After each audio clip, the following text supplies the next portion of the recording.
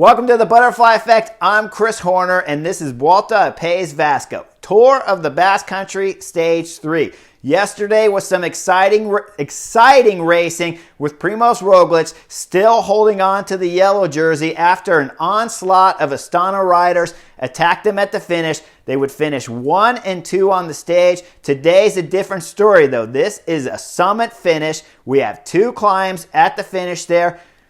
Both incredibly difficult. 3K long's the first one, the penultimate climb. It averages 6.7%. That is a super hard climb, but the last one is deadly to the legs. 3 kilometers long, 11% average, 20% in sections. This stage is no joke, and the finish is going to find out who has climbing legs and who doesn't at this year's Vuelta a País Vasco.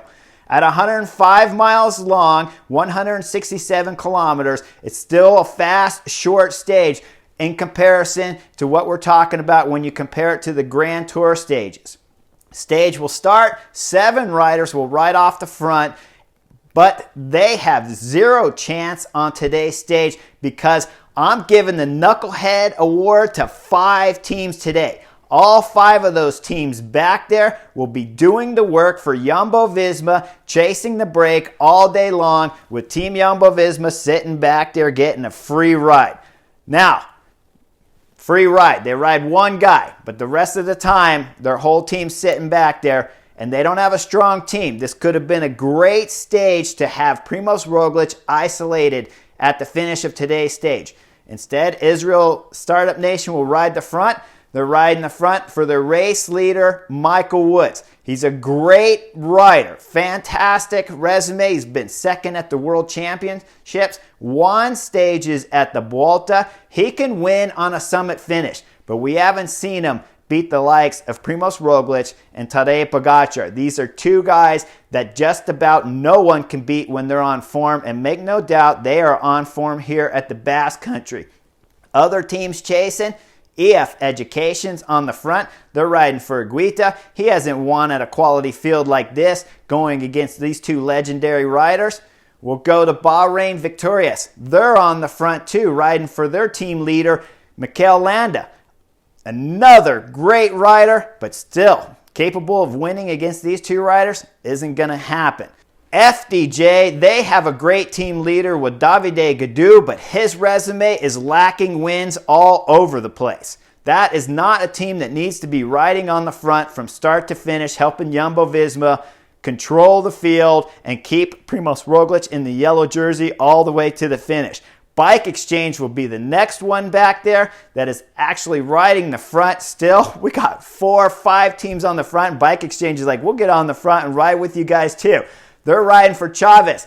You say Chavez won a summit finish. He won just a couple weeks ago at Catalonia, but when he won there, it was because Team Ineos let him ride off the front. Did he have great legs? Absolutely, but he was down on GC. It was a tactical maneuver that brought him the win.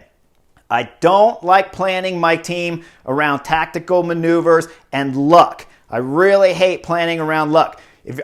Don't mind planning around good odds, but planning with luck is completely different. And right now, all 5 of those teams riding back there are planning luck. That's all they're hoping for when they get on this last climb, is that Tadej Pogačar and Primos Roglic will spend the whole climb eyeing each other and let the other guys ride up the road. That's not what's going to happen on today's stage, and we'll see it on this leg-breaking final climb.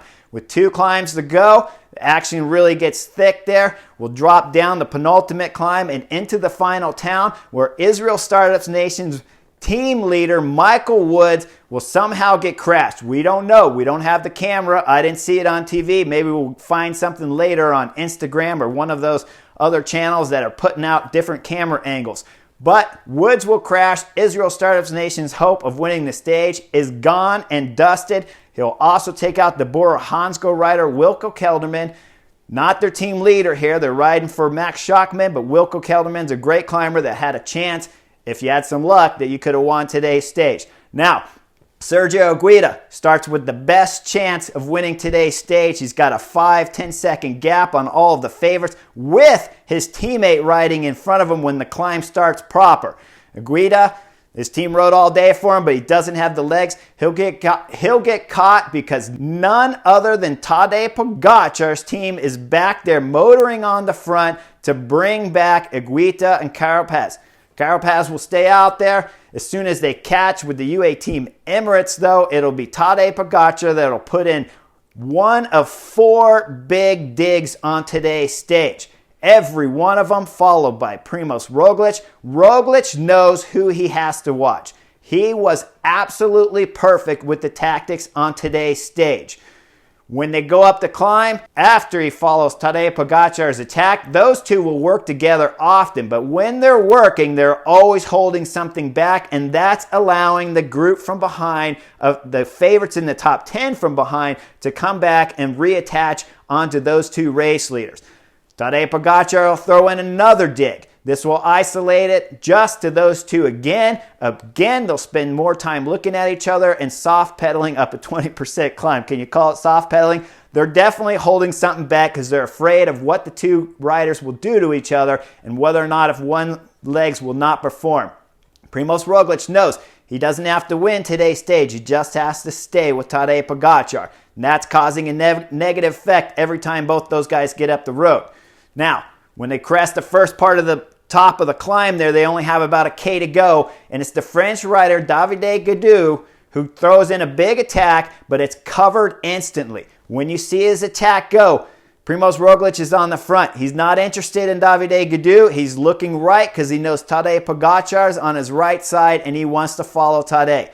Tadej follows Davide Gaudu's attack. They go down a little dip. Now it's about 150 meters, strong bit of a hill there before you crest the top with 200 meters to go, and that will decide the win. When they reach the bottom of the little descent there, Primos Roglic throws in the big dig with Alejandro Valverde directly attached to his wheel. This is how you know how strong Primos Roglic is. He drops Alejandro Valverde as Primos accelerates. Valverde opens the gap. Valverde looks right. Luckily enough, he moves over a little bit left, and that allows Tadej Pogacar to just swing up and close that gap. So you got to imagine Valverde, one of the best riders in the world at this business. He is absolutely amazing at these summit finishes with a sprint at the finish. He wins often. His resume is littered with wins.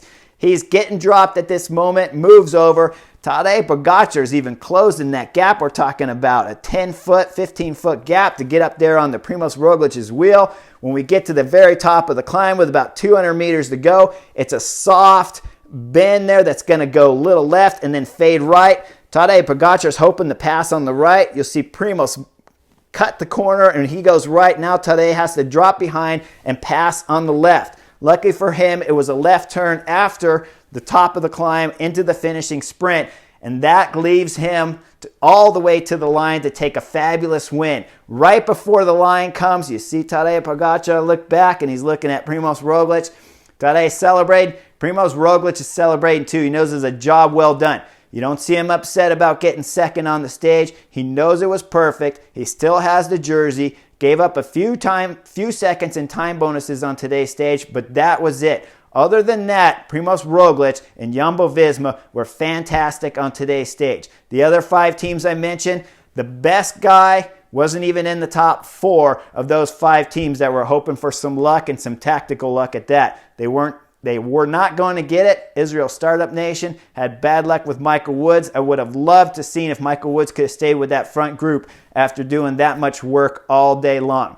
Tomorrow's stage, my prediction, it's a very hard stage. It's one of the longer ones. It's about 110, 115 miles long, 190 kilometers total. But there's a big hard climb before the finish, followed by a long descent into the line. If Jumbo-Visma get isolated there and Primos is left on his own, today he had one Jonas that finished really solid, and Jonas Vingegaard is still in the top 5 or 6 on the general classification.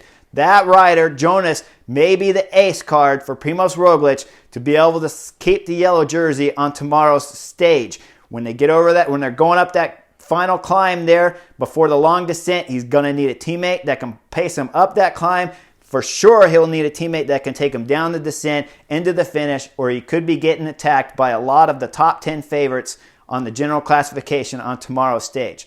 Today's stage, a better tactic, I think, would have been all those 5 teams that I gave the Knucklehead Award to have put guys into the break. You had better odds of winning with your teammates in a break of 10 or 20 up the road than you did going against a one fantastic Primos Roglic and a one legendary Tadej Pogacar 2020 Tour de France winner, remember, than you do with these other guys that don't have very many wins on their resume going against guys whose resumes are littered with wins. They always win. That's the way bike racing is when you tow them to the line. Hope you like the butterfly effect today, and I'll see you guys real soon.